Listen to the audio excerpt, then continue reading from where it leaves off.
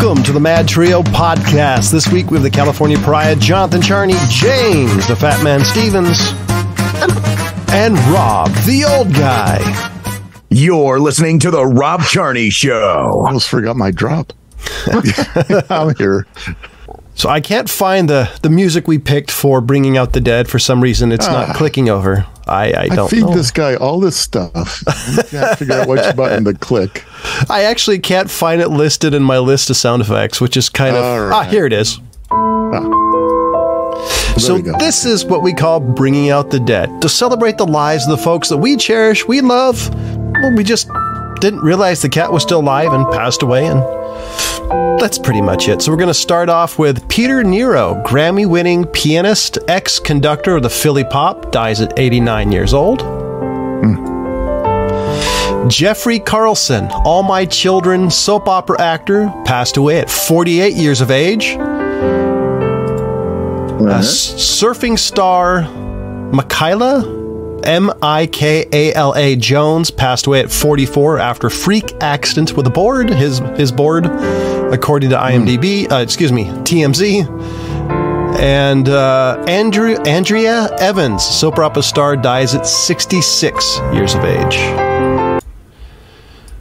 All right. So a lot of soap operas, people passing away. Yeah, that's what I was going to say. I didn't recognize any of those names, probably because they mostly did soap operas. The Michaela, I think that's how you say his name. I'm never surprised when surfers or extreme athletes end up passing away. It always seems like it's just a matter of time before something bad happens. I'm sorry to hear he passed away, though.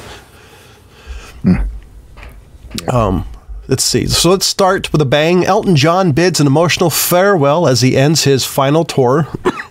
He says he's trying to process it.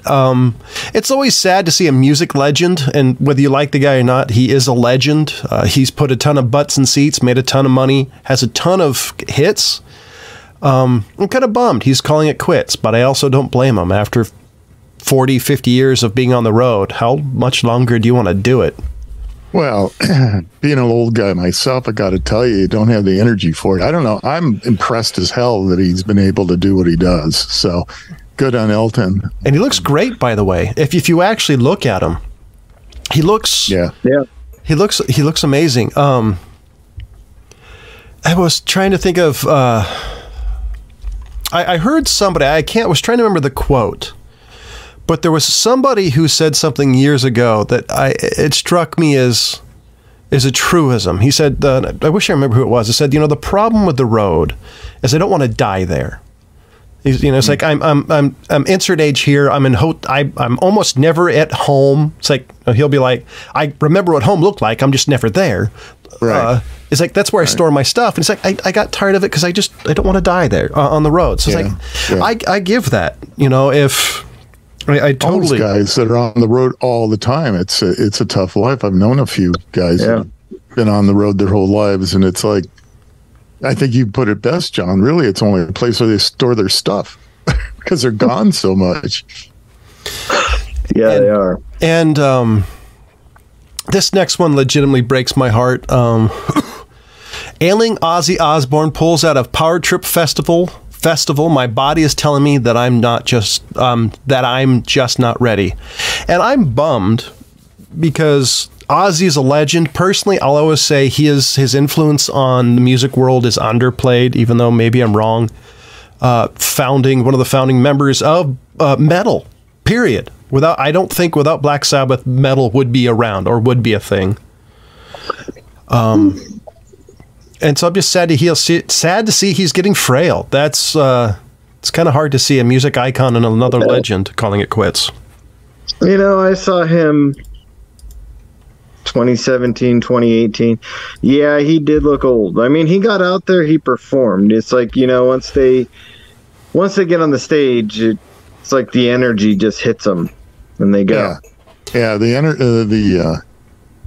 energy seems to just come to, right? Your life, all of a sudden, here you are, and you're on the stage, and it just, your adrenaline gets pumping. And but I swear he was brought up to the edge of the stage on a wheelchair. Huh?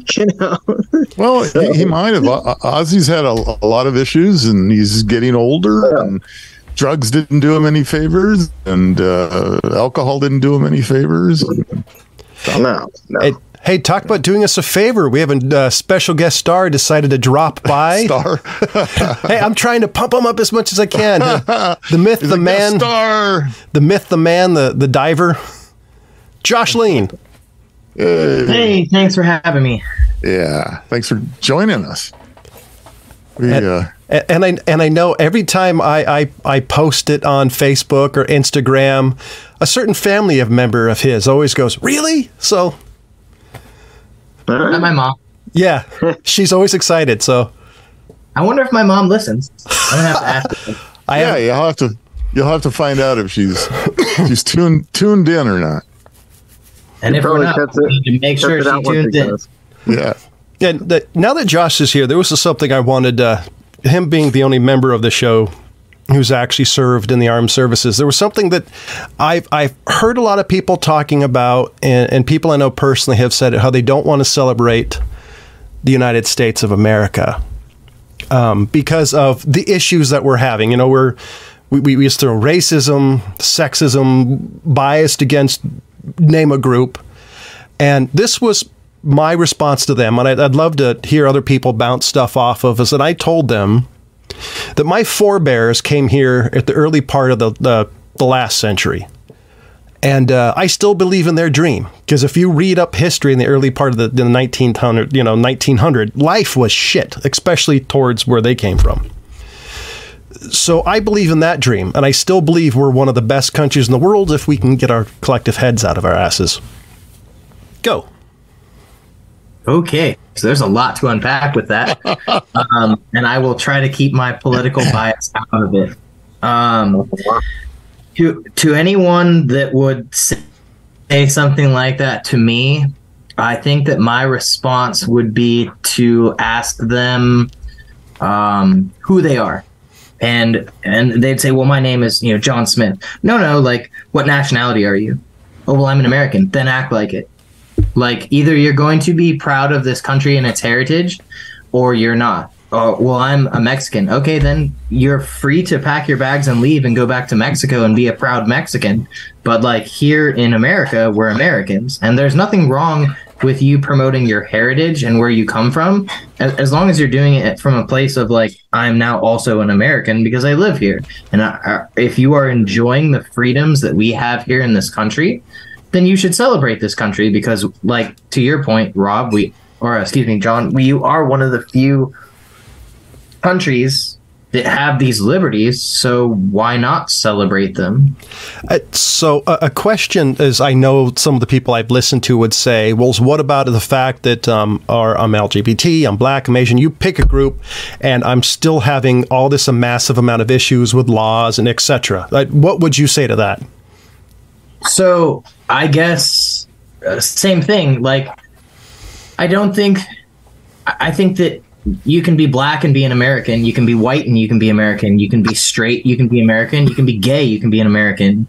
All these different labels that people are creating for themselves to feel special. Like, you can still be an American and be those things.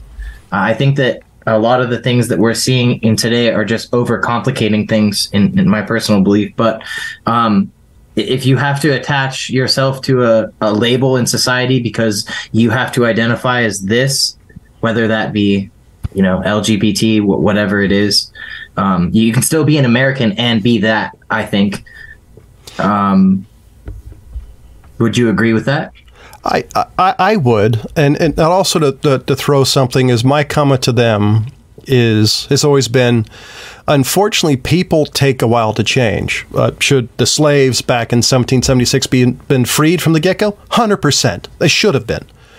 But unfortunately, that time period wasn't ready for that, and they should have been. And this is coming from somebody who has a Jewish history, so I'm just stating where I'm coming from. They should have been freed, and the fact that they weren't was a massive injustice. Agreed. Our country's had some really dark times. It hasn't been all sunshine and roses. We, as a people, have, evolved as a country, and we continue to evolve. as technology changes, as societal norms change, like we're in this process of constant evolution through our societal norms. But like, yeah, there are dark times in our history, right? The Civil War is a dark time. The civil rights movement in the 60s is something that we should never have had to have gone through, but it was something that we did, you know, having equal rights and equal justice. Like, we should not have had to do that, but we did. You know, world wars were a dark time. That we've had dark times, but like, we've always come out the other side. And I think that's sometimes what people that tend to put down America don't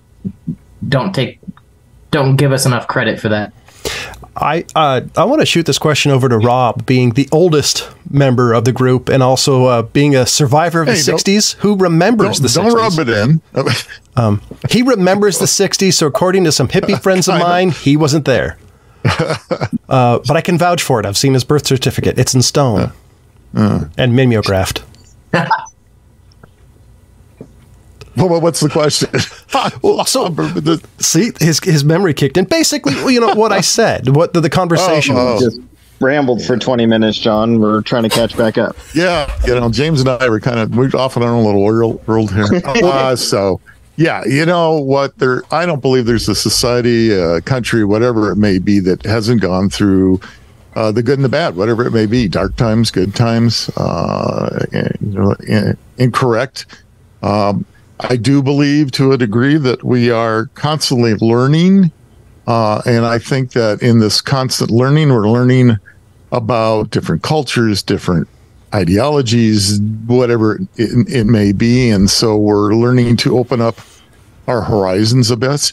And I have found that as a person that's been around for a bit, that some of my opinions that were in the 60s and 70s, maybe I look at now kind of go, oh, well, maybe I wasn't as enlightened as I really thought I was. And, so there's some self-reflection involved with it. So I think we all need to take a little bit of time and kind of look at what it is that, if we have our own prejudices, whatever it may be, or if we've had our own ideologies, whatever it may be, and kind of look at it and go, are we evolving? Are we growing? Are we going backwards? Are we staying the same? What is it that we're doing? And I know for me personally, I feel like I'm growing. I'm constantly learning things, and I want to take other people's feelings and ideologies, take it and say, okay, I understand that you feel that way, but understand that I may not agree with the way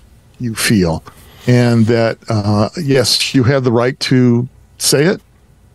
If your lifestyle doesn't infringe on me or mine, okay. And so to learn a little bit from that. And that's what I've been doing as I get older and older.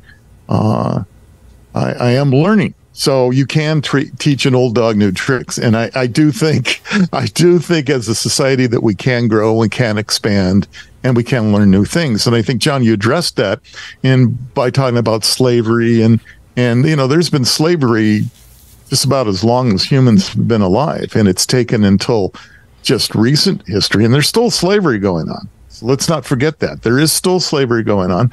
There's still sex slavery going on. There's still a lot of stuff like that going on. So fortunately, I think the majority of people have seen or have been able to grow and expand and learn as we have in the last 2,000-3,000 years, where we're sitting there going, slavery isn't right. We shouldn't be doing it. And I think it's that ideology is better now than it's ever been. So let's hope it continues. I do have a favor to ask anybody who listens to this is if you agree with the statement I said earlier, as far as I know people who aren't proud to be American, etc. Tell me why. I would love to know in 5-6 bullet points why you say that. I'd also challenge you to give me reasons why you're proud to be an American. Because I gave mine. The fact my ancestors decided to flee in the early in the early 20th century wasn't easy. So I still believe in their vision. Because every time you say I'm proud to be American, I hear what is it, Lee Greenwood, yeah. Yeah. Yeah, exactly. It's so iconic. And anyway, yeah. So we're going to switch unless James wants to add anything to this. No, I'm good. Well, he didn't fall asleep.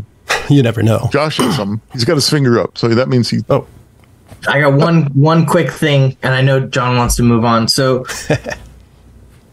I am proud to be an American because when I was serving overseas, that's what really opened my eyes to the liberties and freedoms that we have. Being in other countries that are third world and do not have the liberties and freedoms we have, and seeing it firsthand, that's what makes you really appreciate what we have here. Very good. Yeah, absolutely. So this is going to be an odd transition, but I'm going to go for it. And the shocking that this movie failed, Indiana Jones 5 and the Geriatric Crusade bombed at the box office. Oh, I'm sorry, that's the Dial of Destiny. My apologies. It's a $295 million flop. Wow. And I'm going to say this just for one thing. Told you so, because the last movie was awful. There was no chance that the next movie would have been great. Was that the Kingdom of the Crystal Skull, I think? Yes. Yeah. That's a movie that kind of made me wish that Indy had, woken up. What was that that TV show that turned out it was all a dream? No, Dallas. It's just such a... I want to see it, but I may actually rent it at home and have some adult beverages in hand. So here's a list of the reason why they said this was a bad... why it was awful. By the way, spoiler warnings if you give a shit. Number 10, the budget gave it a huge box office challenge. Kingdom of the Crystal Skull made people skeptical of more Indiana Jones. Mm-hmm. Was the first movie without Spielberg directing. He directed the last one? Oh my God. That's what I was wondering. That's kind of what I was like, oh.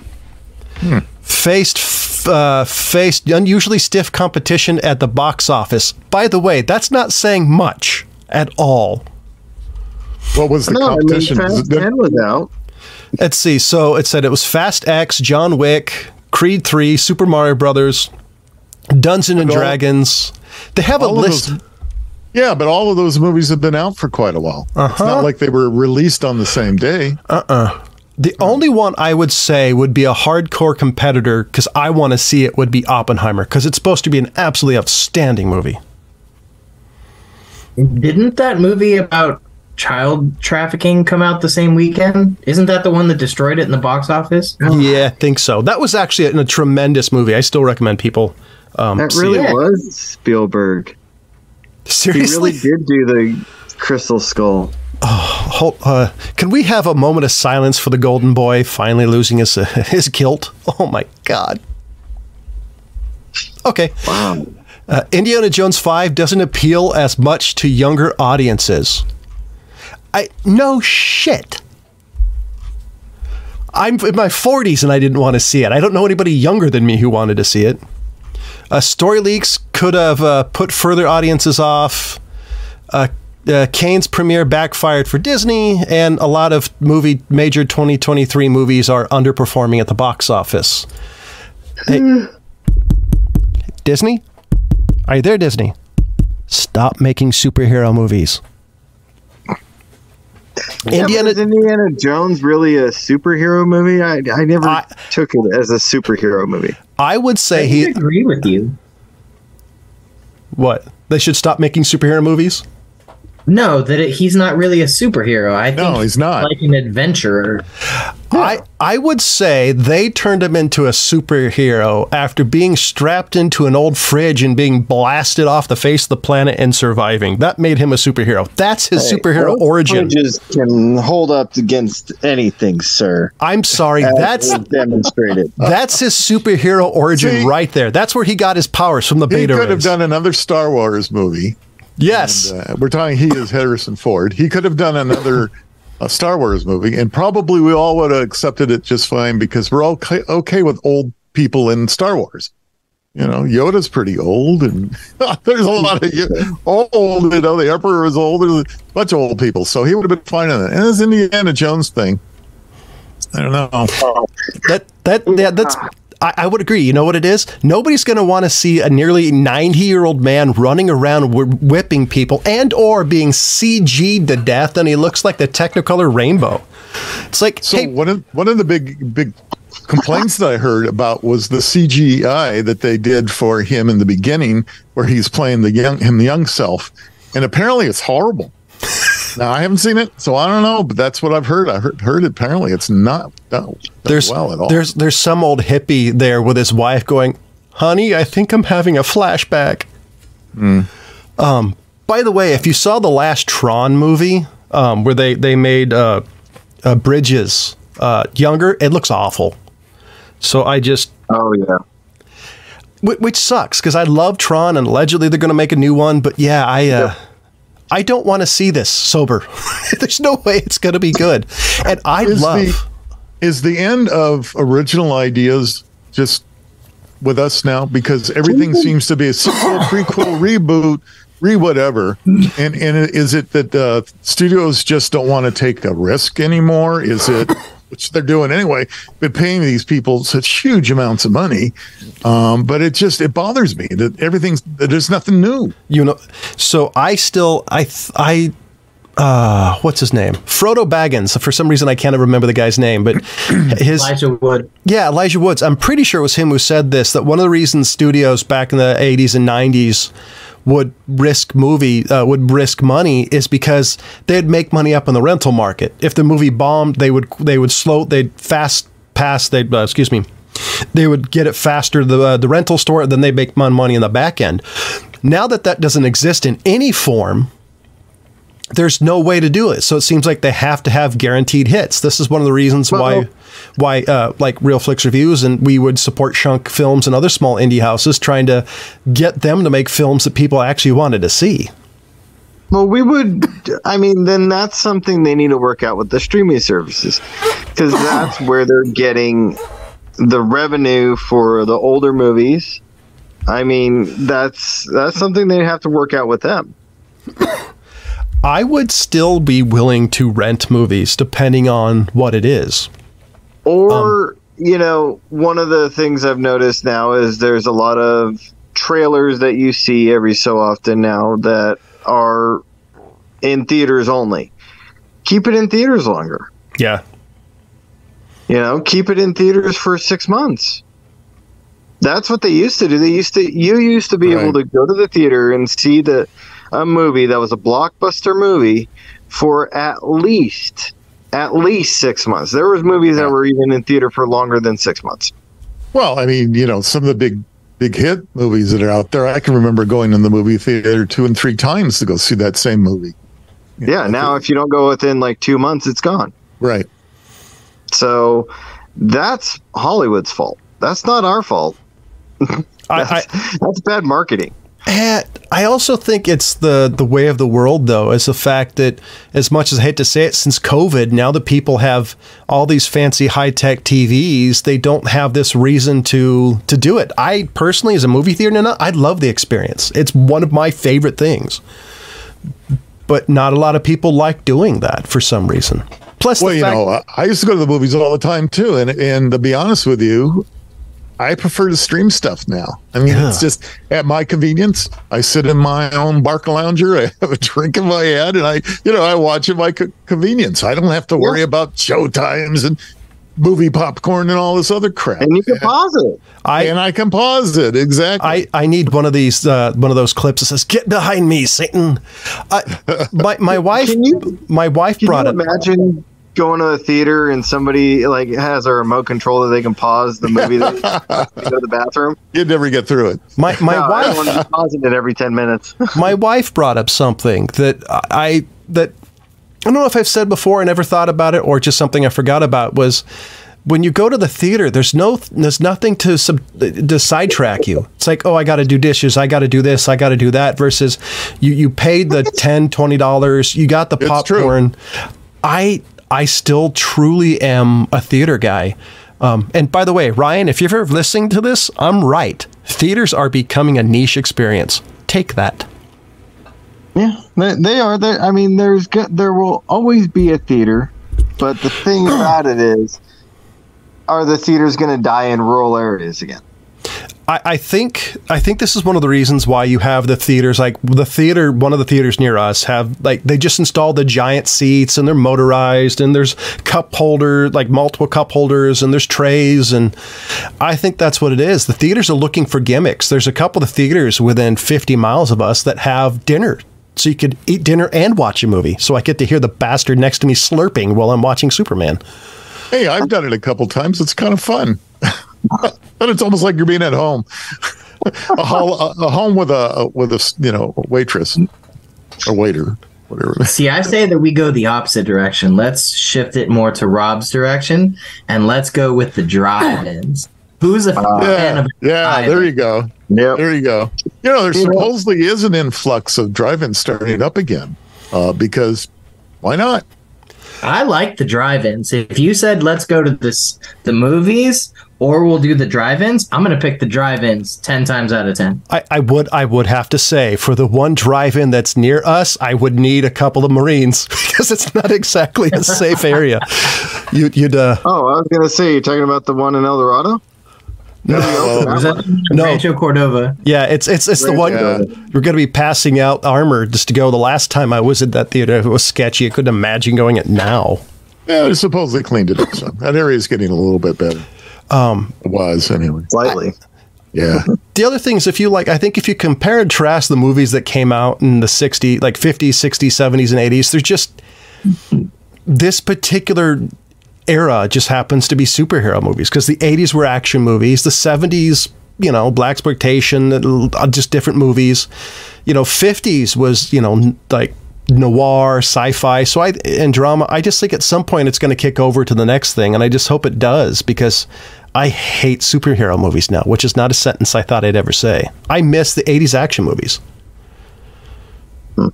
I want Cobra. I want cheesy. I want give me something. Hey, look, you know what? Tango and Cash. I want another Tango and Cash movie.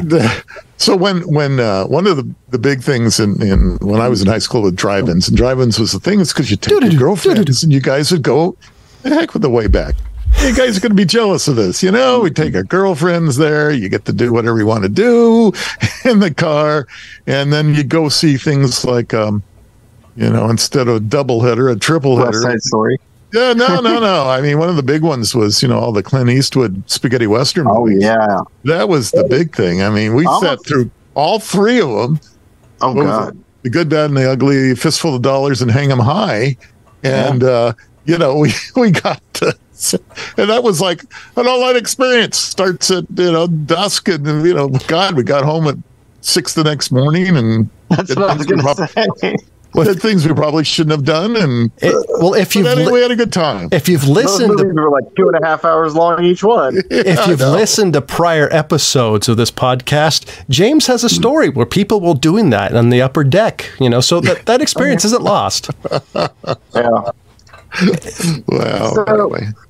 Let's move on. I got a little bit of a list. 9 mysterious disappearances of people other than Amelia Earhart. Oh, I've got that same list. Oh, you do? I think so. That's okay. You do it. All right. Well, the first one is Al-Hakim. He was a ruler in the 10th through 11th century. And he was known for his erratic leadership. Like, he established some really generous policies for the poor in the beginning, and then strangely, he just all of a sudden decided that women should stay home, be barefoot and pregnant. He literally forbid cobblers from selling women footwear, honestly. So one night, he rode out for Cairo, and they never found him. Never heard from him, and never found his body. You could probably ask, did they ever ask where his wife was during that time? It didn't go into the investigation, but I'm sure the women were keeping their husbands from looking into it. Yeah, she was probably at the cobblers. Because if it's anything like the women I know, that husband wasn't soon for this world. So the next one is Edward V of England. Now, there are some rumors about this one. They are suspecting that him and his brother, Richard, the Duke of York, were locked away in the Tower of London. And so I think it was about 100 years after his disappearance, they found bodies of boys, 2 young boys, in one of the walls in the Tower of London, and they suppose that it's them, but no one has ever definitively said that that's them. So they mysteriously disappeared these 2 boys. So interesting about that, James. You know, they're doing a DNA study on the bodies they found, and supposedly they're Edward V and Richard of Shrewsbury. Yeah, that's who it is. Oh, okay. And the kids that were there in this, you know, that story is supposedly right, but there hadn't been any proof. But now, apparently, they're going to be doing some DNA testing. So, yeah, they were talking about digging into the bones and trying to find something they could get DNA extraction from. So, yeah, I did hear about that, but I haven't heard if they were ever able to get proof of that. Yeah, I don't know. Not yet, anyway. Yeah. Yeah. Number 7. Crazy times. Yeah, is the colony of Roanoke. Roanoke. Good old Roanoke. The whole island, just 100 people just disappeared. It's a strange story. It is. It's really creepy and strange, and it's one of those, it's like, yeah. The other one is Solomon Northup. Now, he was a slave who, he was born a free person, then got kidnapped and sold into slavery. Anyways, during the Civil War, he got out again. He got his freedom again. And then he wrote a memoir. I've heard of this. I've never read it, but the 12 Years as a Slave. I think there's a movie about it now. Oh, yes. Yeah. Is that with Will Smith? Is that one? Or is that a different one? I don't know. Anyways, there's a movie about it. I know there's a movie that came out, I think, last year about it. And so, anyways, kidnappers. 2013. There was a whole court case, anything. After the charges were dismissed against his kidnappers, because it's still 1857, so they were probably like, oh, no, you're African American, you're not our color. These guys aren't in trouble for kidnapping you, type crap. So anyway, so 12 Years a Slave came out in 2013, and it was directed by a gentleman named Steve McQueen. Not that Steve McQueen, a different one. Oh, okay, that's right. Yeah, I do remember that Steve McQueen guy thing. Yeah, so that was 2013. Jeez. You're getting old. Time flies. No, time flies, as Rob said. Anyway, so after the court case that got dropped against his kidnappers, he kind of disappeared from the public eye. There's rumors that he joined the Underground Railroad, but none of that has been verified. No one knows where he went or when he died. Just kind of disappeared off the face of the earth after that. Which I guess I don't really blame him for being like, hell no. I'm just kind of. I would have disappeared too. Yeah. So it kind of says to me like he was like, these guys might be coming after me again. I'm gonna go away. Yeah. According to Wikipedia, there's a rough entry that says 1864. That he died? Yeah. I don't know how they figure that out, but that's what they say. So I'm assuming it's just average lifespan of a person at that time.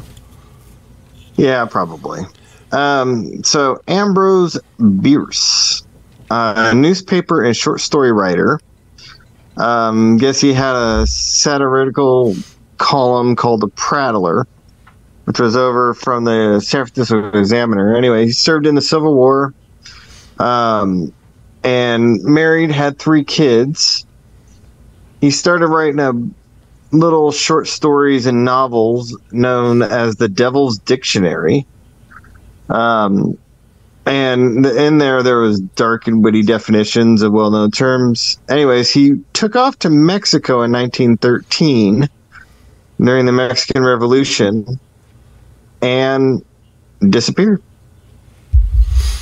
Just kind of sounds like that time, it was like a lot harder to keep track of people. Well, no social media. Yeah. So this This isn't so much a weird disappearance. It is kind of like they did find his body at some point. Yeah. But It's there's the also Banditos.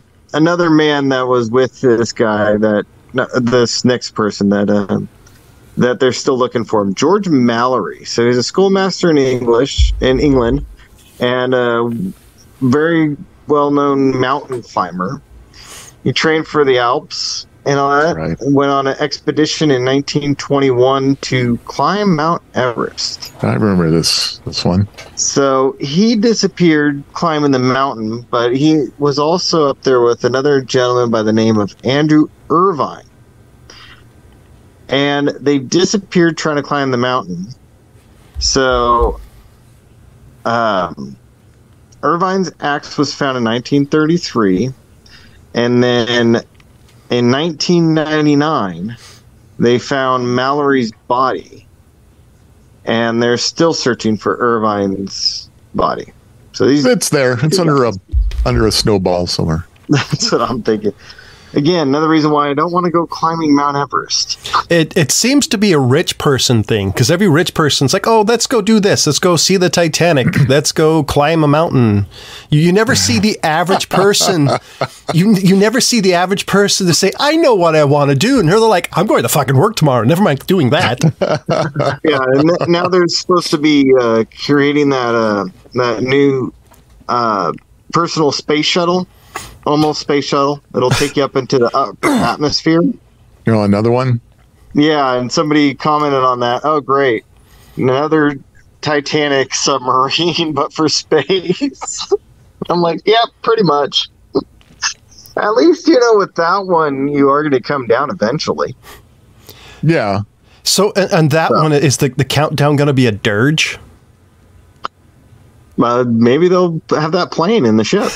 Yeah, everything's. And maybe they'll actually give them some real training outside of that. Although they did give them some training in the submarine, but it didn't. Wouldn't have done them any good. Wouldn't have mattered if it was an admiral under that thing. Yeah. By the way, all the training in the world's going to keep that thing from imploding. By the way, what's the training for a couple of fathoms down? Hold your breath.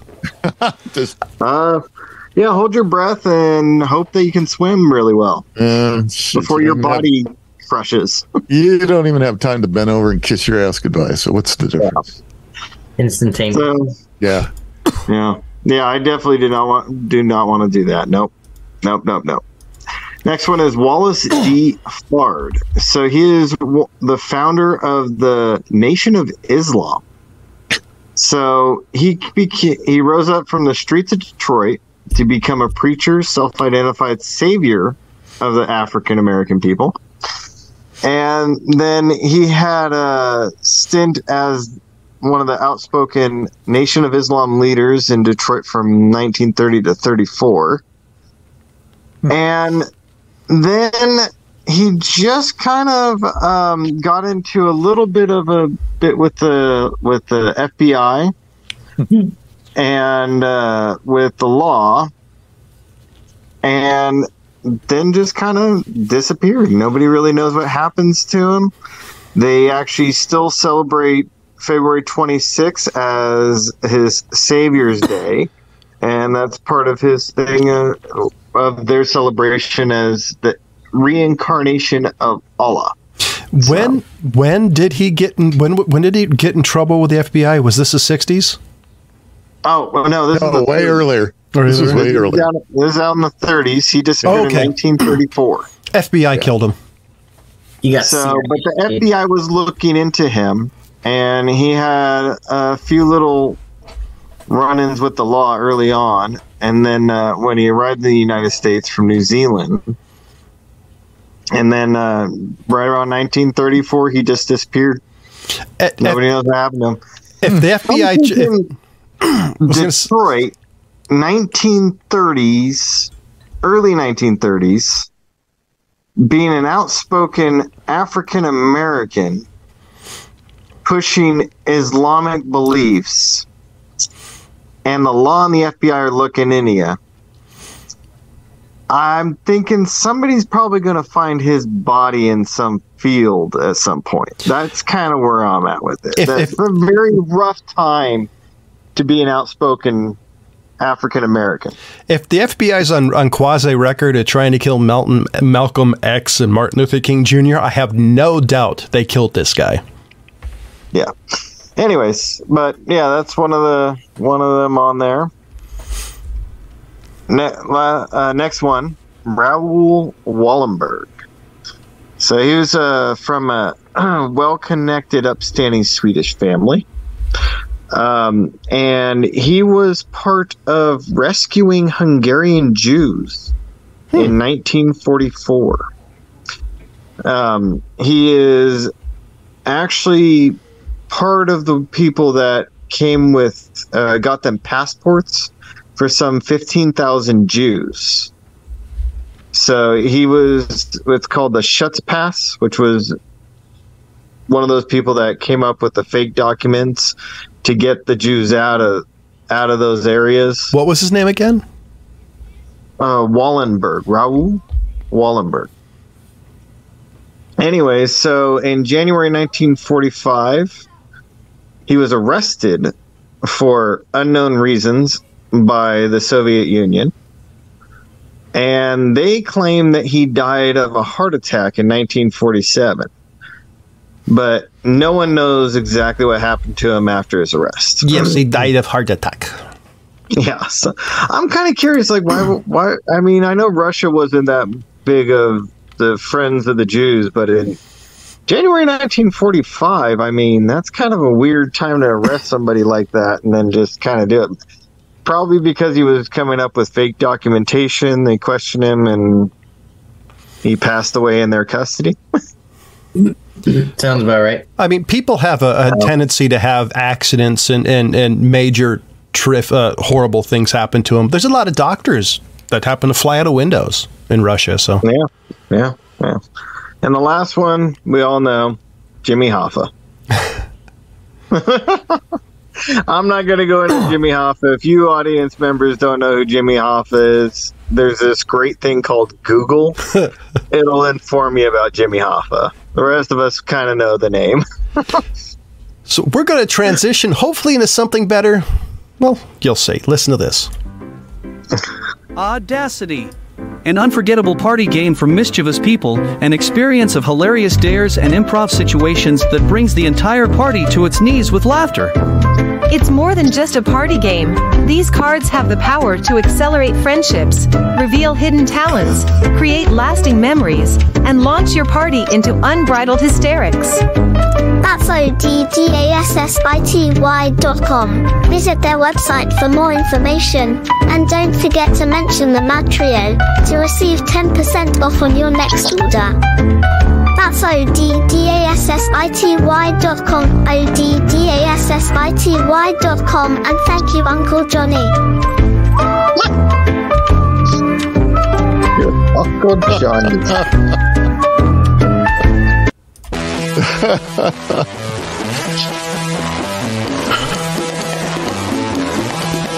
Do you want to keep up to date with the maddest of the mad at the MadTrio podcast? Go to our website at themadtrio.com. That's TheMadTrio.com, or check out our social media feeds on Facebook, Instagram, Threads, and Twitter.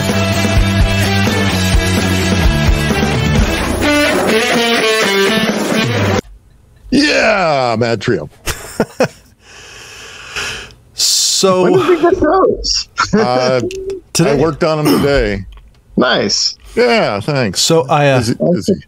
So I got a story just because it made me laugh before we go to any more serious stuff. People in Lake Tahoe, Nevada are being cautioned to secure the residents as a foot-fondling intruder has been making their way around the area. Two women staying at resorts in State Line, Nevada, reporting intrusions into the room on Sunday and Monday mornings, the Douglas County Sheriff Officer said, and released Tuesday. The women woke up to the intruder fondling their feet. That's the strangest burglar ever. Never mind your money and your jewelry. I want your feet. Huh. So, in America, we have all these eating contests, right? Oh. Yeah, unfortunately. Yeah, and restaurants are known to even come up with their own little challenges. You eat this, 10-foot pizza in under 30 minutes. You get your face on a wall and blah, blah, blah, blah, blah, right? Well, a restaurant in China challenged their customers to eat more than 100 dumplings.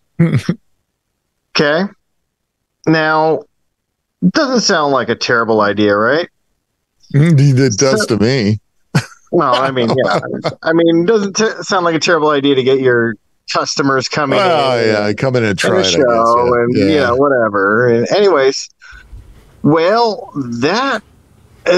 so they started the food challenge, and then they went and posted it on their social media account. And that's when the authorities swooped in. Now, I didn't know this, but in China, they have an anti-food waste law. And that's what this restaurant is getting in trouble for. And so the authorities swooped in and are charging the restaurant. They're fining them 10,000 won, which equals out to about 1,400 in US dollars. And also getting them in a lot of trouble over it. Because I guess in the 1950s and 60s, China had famine. The famine, yep. And it's estimated that about 45 million people died from that famine. So that's when they put in this whole anti-food waste law. And that's what they're going after this whole restaurant over. And I'm like, it kind of sounds kind of crappy. So they're investigating, finding out if it's in breach and all this other stuff. And I'm like, well, if the person's eating it and you're not throwing the food away, does it really count as a waste? Is there a bite per minute rule? Like you can only have so many bites in like 30 seconds? I don't know. They didn't actually post any of that. It's just this whole anti-food waste law. And you know all what? This crap, so.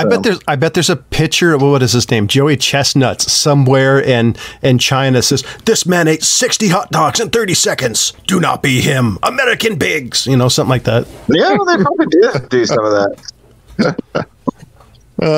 Don't live California here. This will figure out a way to tax it. Oh, yeah, John, shut up. Hey, so, as we're segueing all around the world today, I want to go back to 1966. Well, 1966, the Soviets extinguished a natural gas fire. But do you guys know how they did it? An atomic bomb. Baking soda. In 1963, there was a large natural gas fire in a field in Uzbekistan. And no matter how much water they threw on it or whatever they tried to do to extinguish it, they could never get it out. It burnt for years, a number of years, and it just kept going, and they kept trying to get it out, and they never could do it. So they figured out, and I believe this is the only time an actual nuclear bomb was used for such a thing.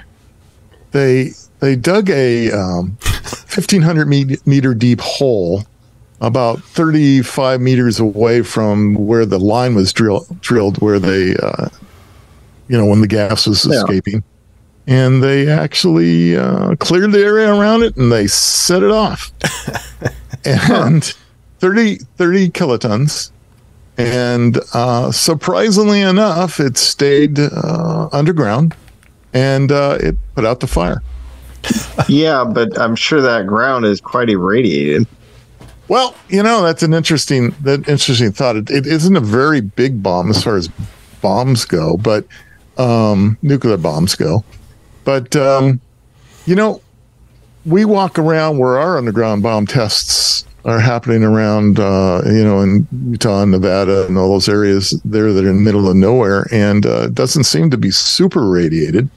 So, if you keep them underground enough, it isn't like exploding it in air. It's not good. Don't get me wrong. Yeah, but I mean, how did that work out for the Duke and him doing that movie? The Mongolian movie. Oh, but you see, they were doing above ground explosions then during that period of time. So they had all kinds of dirty sand and stuff and things that they were tromping around in and walking in, and not good. So it's like what's the name of that movie? He played Genghis Khan, didn't he? Let's not bring up that movie. It's bad enough it killed the Duke. Let's not remind people that movie exists. Brains. But wouldn't it? So it's like that pit in England that we had read about. They had all those bodies from the Black Plague. As long as they don't dig it up, everything's fine. Yeah. Well, so there's a big park. There's a park in London where they it's green something. Buried they buried all these bodies from the Black Plague, and they're saying they could never do anything with that land because they're never going to dig it up. And God only knows what it's going to release. Wouldn't be good. Wouldn't be good. Well, anyway. So there you have it. In case you've ever wondered if a nuclear bomb was used for some kind of purpose, useful purpose, it was by the Russians. I think it was quite a useful purpose to stop, the World War II. But I was going to say, World War II. Well, yeah, that. Some people argue about that. I agree with you, though, James. I kind of feel it was a real purpose then. I mean, it was going to be a drag-out war at that point. It was estimated the number of life that would have been lost trying to land Marines on the mainland of Japan. They would have fought to the last woman and child. We would have. Oh yeah. The total of death, human death, regardless of country or origin, would have been so much greater doing it that way than just dropping a bomb being done with it. Oh yeah. I completely agree with you. The culture of Japan at that time was very much we're going to fight to the very last. Yeah. I mean, no matter what, the end of World War II was. That's why you found those guys in holes in islands nowhere for 20 years that didn't know the war was over. Right. Exactly. No matter what, it was all a Pyrrhic victory. But since I've read a ton of World War II books in the last couple of years, a lot of the ones the Pacific Theater actually talk about how scared they were about that, because towards the end of one of the books I read, they're talking about Plan X or whatever, and they were terrified because if you read what happened to the Marines in World War II in the Pacific, they got screwed. A lot of them, the joke they told you is, you had to go home on your shield. You weren't allowed to leave the Pacific alive. And there was some truth to that. Yeah. And the guys that came back didn't all mentally come back. No. I've had a couple of friends, unfortunately, they're not with us any longer, that were in the Marines during World War II and in the Pacific. And one of my friends was telling me they were on a ship off the coast of Japan, and they were getting ready to come ashore when the news came that Japan finally surrendered. So, yeah, it was seriously, he was quite happy that we had that bomb. But I do have to add, though, that I'm truly glad this conversation's still around, though, like 80, 90 years after World War II, about the positive and negatives about using the atomic bomb. It has some hope for me in society that people actually question whether something so destructive was useful and important. I do hope this conversation never ends, because the moment it ends, it's the moment I'm kind of scared. Well, as I have always said, question everything, and that includes, maybe what seems right at the time. It may not be right later, but you have to at least question it. I mean, it's all Monday night quarterbacking anyways, but at least the ethics of using that thing, of using atomic bomb or you name it, some sort of weapon, the ethical conversation is there. And I think that's the most important, especially when it comes to warfare. So I have probably to wrap this thing up, we'll see here, but I have some product failures that are kind of interesting. Off the subject, we'll keep going with our usual all over the place. How many are made by Google? Yeah. Did you guys know that Smith & Wesson made bikes? No. The bike that won the West. Bicycles. Yeah. So So in 2002, they came out with a line of Smith & Wesson bicycles for the general public. Believe it or not, they've been making bicycles for law enforcement for a while. And they may still be in business for law enforcement bicycles. And I couldn't tell you what the difference is. But anyway, it was not a particularly good product launch for Smith & Wesson. They kind of... they were having problems. They're still having problems financially, so it didn't help them at all. But yeah, it's a strange product for them to make, huh? Smith & Wesson making bicycles. The bikes weren't great caliber. Well, you know, the frames are probably, you know, secondhand barrels of some type. They were just misfired in the market. Huh. All right, so during the pandemic. This is not so much a product as a service, but did you know that Singapore Airlines actually had flights to nowhere? You just needed, because they couldn't fly anywhere, so they actually just would take passengers out of the planes, go up for a few hours, circle around and come back. That's awesome. People paid for that. Yeah, and they paid. Yeah, people paid for it. Hey, honey, let's get away. What are we going to do? Let's fly around in circles for a couple hours. We're going to go circle for a few hours. Hey, so if there was a gourmet meal attached to that, I would totally do that. Well, there were meals. Ugh, I can't even tell. No, there were meals. Now, how many? I don't know, and what kind I don't know. Well, I'm thinking like gourmet meals, like quality alcohol. I think I got the next $1 million idea. Okay, there you go. Good luck with that. You just have to buy an airline. Well, that's why I'm throwing it out there to the marketplace.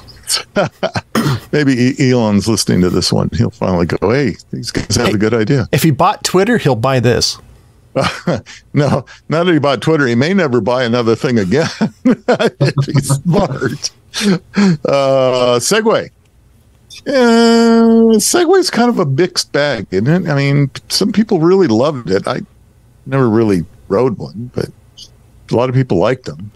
I remember, this is how old I am. I remember all these TV shows back in the day basically saying, this is the future of motorization, moving around cities. They're just all this hype. And you see it. The guy's name was Khan? The guy who bought it rode a Segway off a cliff. No, the guy that invented it, he was the same guy that helped invent kidney dialysis machines.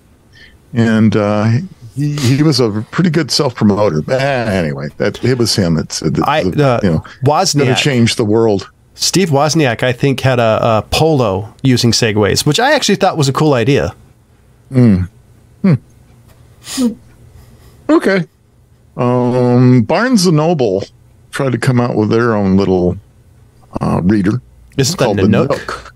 The Nook, yeah. Of course, Barnes & Noble's had enough problems as it is, too, and that didn't go over very well. Apple, under the Mac G4 Cube, another Mac misfire. Some people can't believe, you guys got to think back on at one point in time, Apple was just about bankrupt. They were a sour apple. Yeah, so they were just out of business. So they've had their failures. Sony's had a few failures. Have you ever heard of the Airboard? No. It's supposed to be the best tablet on the market at the time. It doesn't tell me what year this was. I didn't ever heard of the Airboard. Was it vaporware? No, it was a piece of plastic with a screen, according to this picture. I don't know. It's one of those, again, obviously a failure. BlackBerry. Everybody had to have a BlackBerry. If you're involved with government at all, that was the thing that we all had to have. But the BlackBerry Storm in particular was they're kind of wanting to catch onto the bandwagon with the iPhones, the early iPhones. That thing flopped about as bad as it can be. I don't think BlackBerry's even in business anymore, is it? I don't think so. By the way, the parent company had the greatest name ever, Research in Motion. Yeah. It was such a great name that describes nothing. Yeah, it's, we all want to have research that's not in motion. No, but by the way, it totally sounds like a contractor for the government. Here's Research in Motion. They're doing blank. Of course, absolutely. So, Movie Pass. You guys remember Movie Pass? It was one of those big failures. where you bought a subscription to go to your movie theaters that you want to go to. I know a couple of people that abused the living shit out of that. Maybe that's why it failed. Huh? Not enough people bought it, I don't think. Pepsi Blue. We talked about Pepsi Blue. Oh, big fan. Yeah. My favorite thing about Pepsi Blue is the remake of The Italian Job with Marky Mark. There's a giant Pepsi Blue advertisement in the middle of it. But yeah, I product placement. Yeah. I missed that because it tasted like Kool-Aid. I don't know why I loved it so much, but it was amazing. Like Sprite Remix, all the good ones that are gone. And the Orbits. I missed the Orbits drink. You know, the other problem, according to this, about the Pepsi Blue was the coloring that they used for it is banned in multiple countries. So they couldn't even export it to a lot of places. But it's okay to feed it to us. Don't worry about it. They'll be dead before it ever bothers you. But you know one thing, Americans are well preserved. Yeah. Yeah. Here you go, John. Segway Dreamcast. Dreamcast? Yeah. Yeah, Sega. Dreamcast. That was way ahead of its time. Windows CE. Had a giant fucking controller. You think the Duke controller from Microsoft was big? Try that unwieldy thing. The Dreamcast, huh? I don't remember it. I do. It came Hoverboards? out. It came out before. Hoverboards? Hoverboards. Yeah, they were a real thing for quite a while, from what I remember, except the fact they kept bursting into flames. Oh, I saw one in person the other day. This little girl was riding it down the side of the main drag where we live, and it was like, wow, you're brave doing it. That, you know, but it was cool. I've never seen one before. During fire season, shouldn't be riding it. Samsung Galaxy Note 7. Oh, that was the one that exploded, right? Oh, yep. That's what I was working at Walmart then. Exploding cell phones. Yeah, okay. I was working at the Big Blue Spark then, and I remember some guy bragging about how he can charge his phone from dead to full in 14 seconds. And I remember saying, you know, that's probably why it has a tendency to light things on fire. Wow. Cars, children, homes. I remember seeing video of them blowing up in people's pants pockets, things like that. It's like, geez. My favorite one is there's a car. I don't remember. I think it was in England. It was left in the car, and like the guy's videotaping something. Next moment, it goes up in flames. Like, oh wow! Not only your phone, but your car too. That's why I'm an Apple guy. Nobody could accuse the Apple of being innovative enough to explode. So how about this was the one that even when it came out, I kind of scratched my head. Do you remember Colgate came out with a beef lasagna? They ever tried to branch out into food? Oh, I was going to say that's yeah, food. You know, in this case, it was a frozen beef lasagna. Oh, that's and gross. It said Colgate, you know, the toothpaste company. And they made.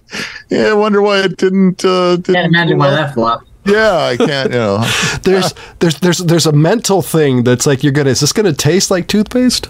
Yeah, I don't think we're the only ones that thought that way. Apparently, it go over very well. Okay, Twitter Peak. I don't remember 2009. That's why it was a actual device to connect to Twitter. Huh. You only got a 20-character preview. Oh, geez, that sounded like a real winner. Yeah, well, that's it. That's what I have on this list. I figured that'd be close enough to us wrapping it up tonight. I tried to remember of all the weird devices that I remember. My favorite one was the one that interacted with the TV back in the day before cell phones. They would do some sort of signal you couldn't see, so you could play Jeopardy or interact with your favorite game shows. Yeah, that didn't come out very, very well. Hey, you know what I found out, John? I think we were talking about other products. Was the Facebook portal.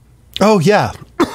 You know that's no longer being made. I do, which is a shame because it's such a great idea, minus the fact it's made by Meta. Well, my question is going to be how long are they going to continue to support it? Because we have some friends in Oklahoma that we actually portal with because they're big Facebook people. and it's a pretty neat product. But I hope somebody else picks it up, because it's such a great marketplace for older people and parents and younger. I think it's such a great idea. It is. I just find it fucking creepy that Facebook's involved in it. They not only do they want you on there real time, they're spying on you. You think your echo's bad. Well, yeah, exactly. But I guess the death nail is in for that one. So. Remind me next week. I heard a story, and I got to find it, that a city or state passed a law. Oh no, France. I think it was France. I'm pretty sure. Passed a law where they can actually activate your camera and microphone while it's in your pocket. So remind me to find that, because I meant to do it and I forgot. So, ladies and gentlemen, for the California Pariah, the Fat Man, the Old Guy, and our special guest star, square number 4, Jocelyn, as always, thank you for listening. Goodbye. Goodbye. Yeah.